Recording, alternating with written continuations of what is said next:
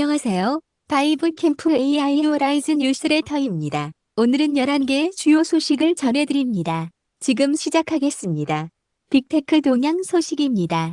첫 번째 소식, 아마존, 노가 대부분 유지 보수 모드로 프런티어 모델의 자원 집중. 비즈니스 인사이더가 7월 28일 단독 보도하고 로이터가 아마존 코멘트를 받아 확인했습니다. 아마존은 플래그십 노바라인 중 프리미어 옴니와 영상 생성 릴, 이미지 생성 캔버스를 사내 KTL로 유지 보수 모드로 전환했습니다. 서비스 중단이 아니라 기존 고객 지원은 유지하되 신규 개발 우선순위에서 뺀 것입니다. 노바이 라이트 소닉 포즈는 남기고 인력과 컴퓨터를 피터 아빌이 이끄는 다니엘 프런티어 모델에 몰아 연말에 인번트 공개를 준비합니다. 주목할 점은 하이퍼스케일러가 모든 모달리티의 자체 모델 전략에서 공개적으로 물러선 첫 사례입니다. 올해 약 $200를 AI 인프라에 쓰는 아마존이 자체 풀 라인업 대신 베드럭 위 서드파티와 소수 프런티어에 베팅한다는 신호입니다.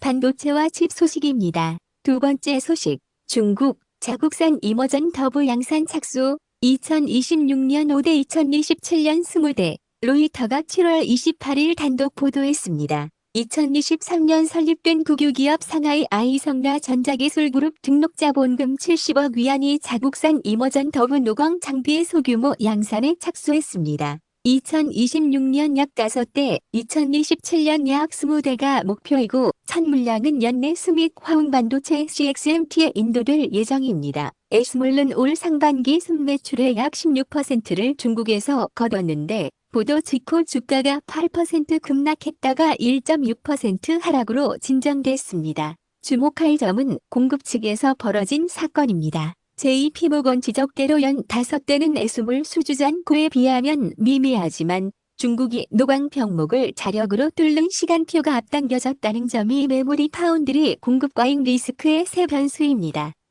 세 번째 소식, 코스피 장중 7.67% 급락, 올해 8번째 서킷 브레이커. 7월 28일 오전 10시 13분 코스피의 올해 8번째 서킷 브레이커가 발동됐습니다. 장중 코스피는 518.110포인트 7.67% 내린 6237.65, 코스닥은 45.78포인트 5.99% 하락한 719.08을 기록했고, 삼성전자는 13.39% 내린 22만원, SK하이닉스는 14.65% 내린 155만원에 거래됐습니다. 장중 6천선이 무너졌고 외국인은 이날 4조 8천억 원을 순매도했습니다. 중국 CXMT의 상하이 상장 첫날 465% 폭등과 중국 더부 국산화 착수 보도가 겹친 결과입니다. 주목할 점은 공급 뉴스가 아니라 밸류에이션 리프라이싱입니다. AI 메모리 랠리로 쌓인 석탄치 상승분이 하루에 반납되며 HBM 프리미엄이 중국 캐파 변수에 얼마나 취약한지가 처음 가격에 반영됐습니다.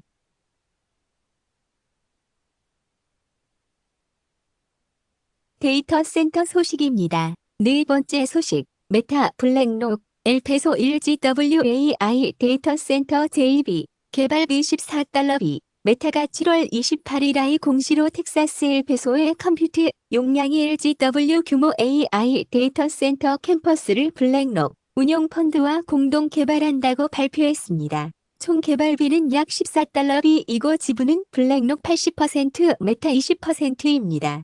블랙록이 금융 클로징 시 현금 약 $4 90센트비를 넣고 $12 50센트비 부채 조달이 더해지며 메타는 토지 건설 중자산 약 $2 30센트비를 현물 출자하고 약 $1비를 배분받습니다. 완공 후 메타가 단독 입주자로 4년 초기 임대의 사회 연장 옵션 최대 20년, 잔존 가치 보증 약 $13비를 집니다. 가동은 2028년 목표입니다. 주목할 점은 빅4의 2026년 합산 캐퍽스 가이던스가 약 $700비인 국면에서 기가와트급 캐파를 오프 밸런스 시트 JV로 짓는 방식이 표준으로 굳어집니다. AI 인프라의 신용금리 리스크가 테크에서 자산운용 크레딧 시장으로 이전된다는 뜻입니다.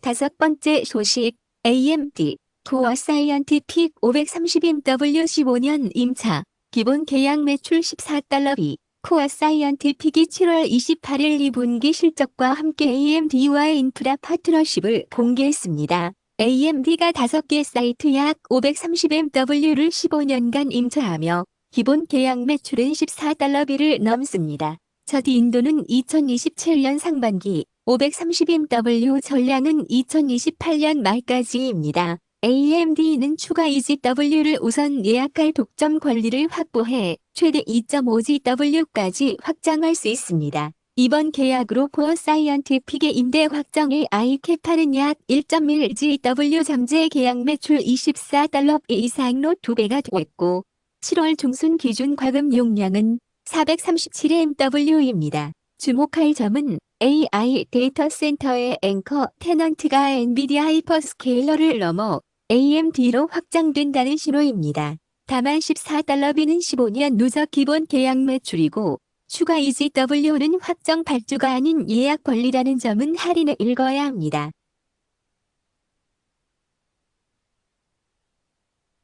글로벌 AI 소식입니다. 6번째 소식, 젠슨 황 워싱턴 회동, 문샷 AI 태국 웨치 브이곡 조사 진행. SCMP가 7월 29일 HKT 보도했습니다. 젠슨 황 엔비디아 CEO가 7월 28일 하워드 러트니 잉리 상무장관을 비롯한 의회 행정부 인사들과 잇따라 회동했습니다. 같은 시점에 트럼프 행정부 고위 관료들은 베이징 스타트업 문샷 AI가 태국에서 수출 통제 대상 엔비디아 칩을 써 키미 K3 등 첨단 모델을 훈련했다는 의혹을 제기했고 조사가 진행 중입니다. 확정된 사실이 아니라 의혹 조사 단계입니다. 엔비디아는 4년간 $500비 규모 미국 내 기술 투자 계획을 앞세워 대응하고 있습니다. 주목할 점은 제3국의회가 사실로 확인되면 수출 통제 그물이 동남아 중동 전역으로 넓어질 수 있습니다. 해외 데이터 센터 임차와 아시아권 GPU 조달을 쓰는 한국 기업에도 새로운 실사 컴플라이언스 부담이 생기는 신호입니다. 7번째 소식, 중국 로보틱스, 고소작업 틈새로 이동, 선체 세정 비용 30에서 50% 절감, SCMP가 7월 28일 보도했습니다. 중국 로보틱스 기업들이 출혈 경쟁 중인 산업용 로봇과 DJI가 장악한 공중 로보틱스를 피해 고소작업 워킹의 게이트 구간으로 몰리고 있습니다. 로봇 플러스의 선체 세정 로봇은 업체 제시 기준으로 선체의 98% 이상을 커버하고 인력 대비 작업 효율 5배, 비용 30에서 50% 절감을 기록했습니다. 10만 DWT급 이상 선박은 높이 21m에 길이 약 250m라 사람이 붙기 어렵습니다. 다만 이 수치는 업체 제시치이고 독립 검증된 벤치마크는 아닙니다. 주목할 점은 중국 피지컬 AI가 범용 휴머노이드 경쟁 대신 수직 산업 틈새에서 먼저 수익화 경로를 뚫는 패턴입니다. 조선중공업 비중이 큰 한국 산업계도 같은 도입 압력과 원가 경쟁에 곧 직면합니다. 신규 AI 모델 소식입니다. 8번째 소식, 클루드가 포스트양자 후보 호크의 결함 발견, 유효기 강도 절반. 에이스로픽 프론티어 레드 팀이 7월 28일 공개한 연구입니다. 일반 공개되지 않은 최상위 모델 클로드 미서스 프리뷰가 니스트 포스트 양자 서명, 후보 호크의 격자 구조에서 미발견 대칭성을 찾아 혹 256 키복구 공격 비용을 2일 64승에서 2에 38승 연산으로 낮췄습니다. 소요는 약 60시간, API 비용은 약 $100 K입니다. 별도로 7라운드 이즈 128 전체 10라운드 중 축소판의 머비어스 브릿지 기법을 자율 고안해 기존 최고 공격 대비 200에서 800배 가속했습니다. 주목할 점은 LLM 평가 초기 문제 풀이에서 신규 지식 발견으로 넘어가는 첫 공개 증거입니다. 다만 호크는 니스트 최종 선정본이 아니고 7라운드 이즈는 축소판이라 배포된 프로덕션 암호에는 즉시 영향이 없습니다. 9번째 소식, 리퀴드 AI, CPU용 오픈 인코더 LFME 2.5 공개, 모던보트 대비 3.7배, 리퀴드 AI가 7월 28일 오픈웨이트 인코더 LFME 2.5 인코더 230M 229.7M 파라미터와 350M 354.5M 파라미터를 공개했습니다. 컨텍스트는 8192 토큰이고, 입력이 길어져도 지연 증가가 완만한 것이 핵심입니다. CPU에서 230M 모델이 8192 토큰을 약 28초에 처리해 모던보트 베이스보다 약 3.7배 빠릅니다. 글루 슈퍼글루 다국어 분류 평가에서 350M은 비교 대상 14개 모델 중 4위였는데 앞선 3개는 모두 더 큰 모델입니다. 주목할 점은 라우팅 가드레일 리랭킹 같은 프론티어 모델 앞단 작업을 GPU 없이 CPU 엣지에서 돌릴 선택지가 생겼습니다. 토큰 단가가 계속 내려가는 국면에서도 전처리 계층 원가를 따로 눌러야 하는 팀에게 실질적인 레버입니다.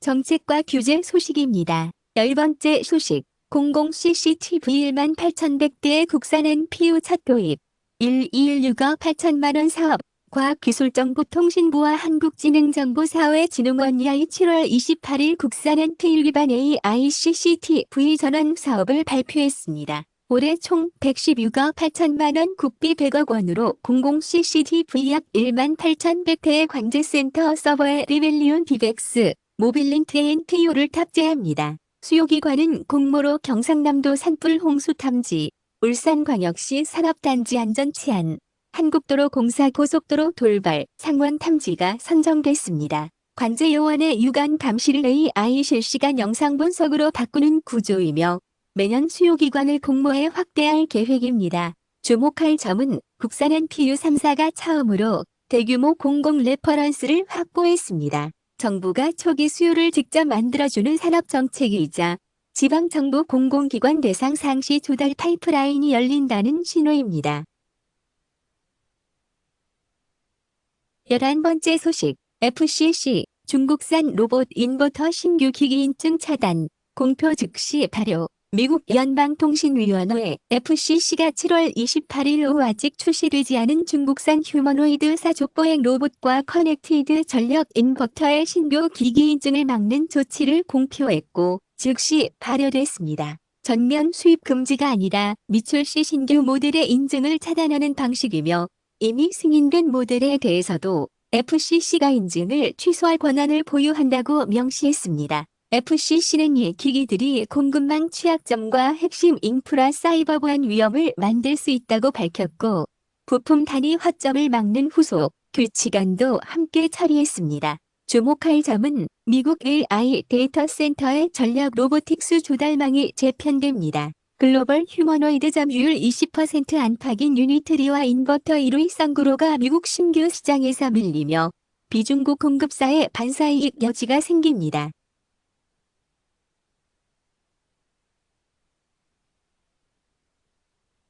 오늘의 뉴스레터를 마칩니다. 자세한 내용은 바이블캠프.us에서 확인하실 수 있습니다. 시청해주셔서 감사합니다.